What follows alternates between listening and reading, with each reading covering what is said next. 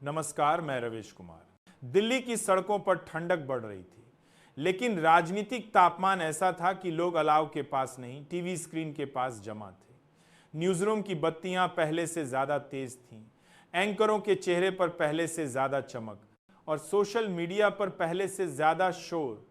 सुबह के 5 बज रहे थे, तभी देश की सबसे बड़ी खबर ने जगने वालों को हिला दिया और सोने वालों को जगा दिया। पूर्व प्रधानमंत्री नरेंद्र मोदी को हिरासत में लिया गया है। यह सूचना सबसे पहले एक छोटे डिजिटल चैनल पर चलती है, जिसे लोग पहले नकली समझते हैं, लेकिन 10 मिनट में बड़े चैनल भी वही ब्रेकिंग चलाने लगते हैं। कोई कहता है यह लोकतंत्र का सबसे बड़ा मोड़ है और कोई कहता है यह अंत की शुरुआत है। दिल्ली में सन्नाटा और शोर दोनों एक साथ। रिपोर्टरों की भीड़ उस विशेष सुरक्षा जोन में खड़ी थी जहां कोई आम इंसान, तो क्या आम पत्रकार भी आसानी से नहीं पहुंच सकता। लेकिन आज सब कुछ उलट था। पुलिस के बैरिकेड हिले नहीं, लेकिन माहौल हिल चुका था। हर माइक, हर कैमरा एक ही सवाल पूछ रहा था, आखिर मामला क्या है। सूत्र बताते रहे, सरकार चुप रही और लोग बेहाल।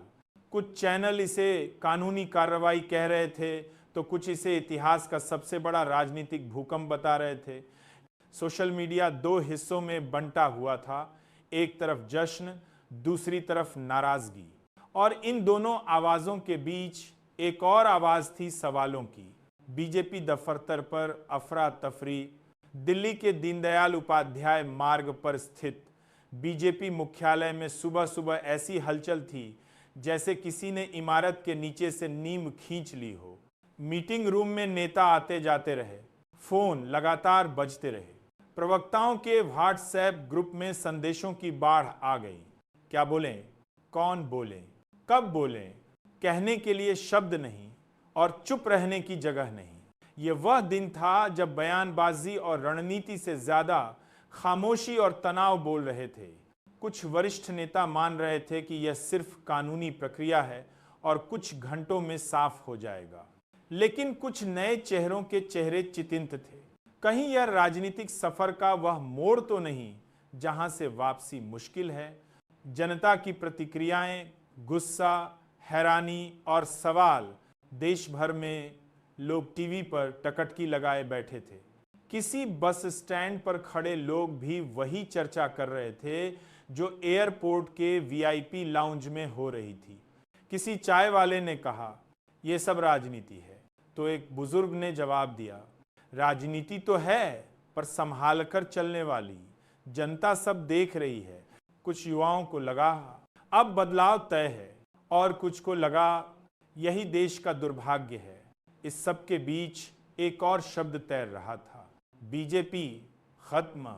भले ही वह सवाल था, लेकिन सोशल मीडिया पर यह सवाल वाक्य की तरह फैल रहा था। रिपोर्टरों की भागदौड़, रवीश कुमार जैसी आवाज में हालात का ब्यौरा, सड़कों पर खड़े होकर रिपोर्टिंग करते हुए पत्रकार कह रहे थे, दोस्तों, यह लोकतांत्रिक इतिहास का वह पड़ाव है जहां सवालों की संख्या जवाबों से बहुत ज्यादा है।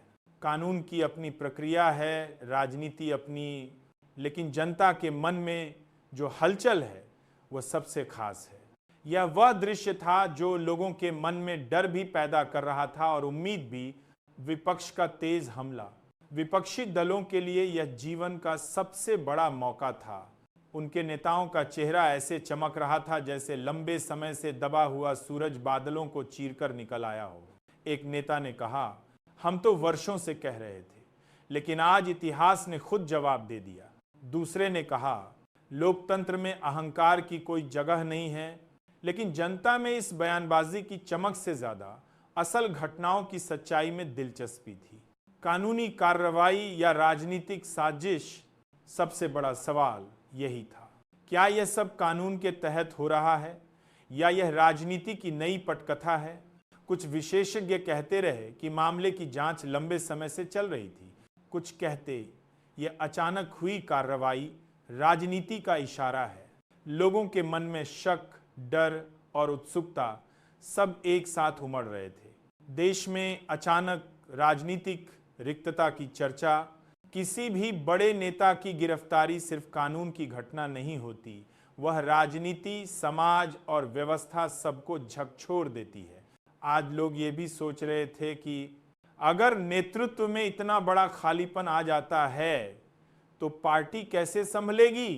क्या यह बीजेपी के पतन की शुरुआत है या कुछ ही समय में यह पार्टी और भी मजबूती से खड़ी हो जाएगी? पार्टी के समर्थकों को यह कदम गहरा आघात लग रहा था, विरोधियों को यह मौका, लेकिन देश वह दोनों के बीच खड़ा सवाल पूछ रहा था। रात तक तस्वीर और धुंधली।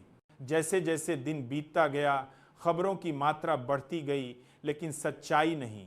पुलिस ने कुछ नहीं कहा, सरकार ने कुछ नहीं कहा, नेता बोलते रहे, लेकिन उनके शब्दों में स्पष्टता नहीं थी। निर्णय इतना बड़ा था कि कोई कुछ बोलने से पहले 100 बार सोच रहा था। एक चैनल पर बहस के दौरान एक विश्लेषक ने कहा, यह कदम अगर कानूनी है तो बड़ा है, पर अगर राजनीतिक है तो और भी बड़ा। यही वाक्य दिन भर की खबर का सार था। बीजेपी पर संकट। शाम होते ही सोशल मीडिया पर बीजेपी खत्म ट्रेंड करने लगा। कुछ लोग इसे मजाक मान रहे थे, कुछ गंभीरता। लेकिन पार्टी के अंदर यह चिंता साफ दिख रही थी कि जब नेतृत्व ही सवालों में घिर जाए तो संगठन की मजबूती भी हिल जाती है। कुछ वरिष्ठ नेताओं ने बंद दरवाजों के पीछे कहा, हमें खुद को संभालना होगा, वरना समझिए कि जनता का भरोसा दरक जाएगा। पार्टी के लिए यह वह परीक्षा थी जिसमें न सिर्फ संगठन की क्षमता बल्कि उसकी एकता भी परखी जा रही थी। देश की राजनीति का यह सबसे संवेदनशील मोड़। देश के लोकतांत्रिक इतिहास में कई बड़े पल आए, आपातकाल, घोटाले, इस्तीफे, चुनावी बदलाव, लेकिन आज का दिन इन सब